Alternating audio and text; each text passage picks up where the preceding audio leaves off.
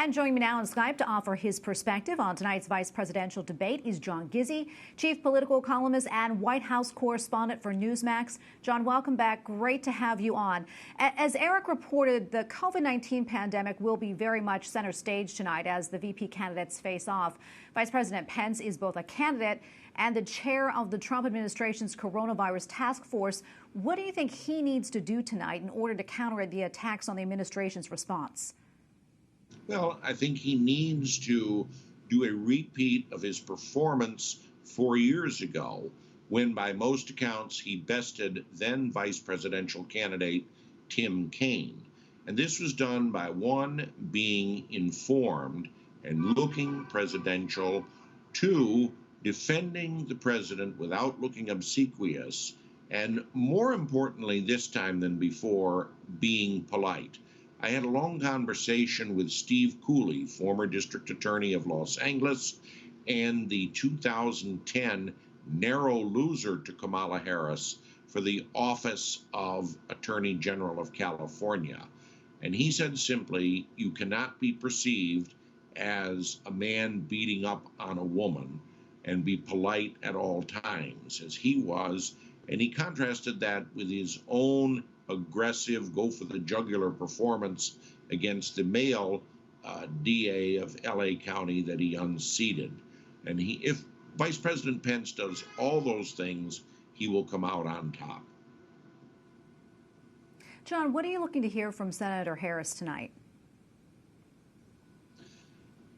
Senator Harris, herself a former prosecutor, is someone who is going to go on the attack. Make no mistake about it. And she will, I believe, focus almost exclusively on the vice president's role as chairman of the coronavirus task force and blame him for the fact that now there are more than 200,000 deaths from corona, 201,000 to be exact. In addition, I think a lot of the Trump policies and the Supreme Court appointments are going to be subject for the fodder of Senator Harris. That said, she has debated before. She is best known for her very clever lines, such as when she recalled Vice President Biden's opposition to forced busing across city lines in the Senate, and in the process said, a little girl benefited from the busing across town that you opposed. I am that little girl. Very clever, endearing to some, and that's something the Vice President Pence has to watch out for. John, as you know, Mike Pence and Kamala Harris both have strong appeal to their bases, which, as we know, are very different from one another. How do you think that's going to play out tonight in the debate?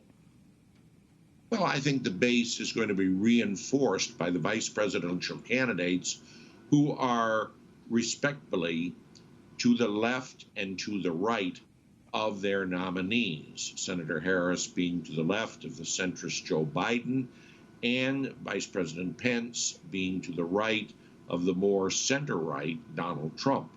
I have a feeling that they will enhance their particular bases with a strong performance. But the idea of these debates is to reach out to other voters. Now, historically, the vice presidential debate does not serve that purpose. I've been watching the VP debates since the very first one in 1976, and there's nothing really memorable aside from clever and cute comebacks that the candidates make.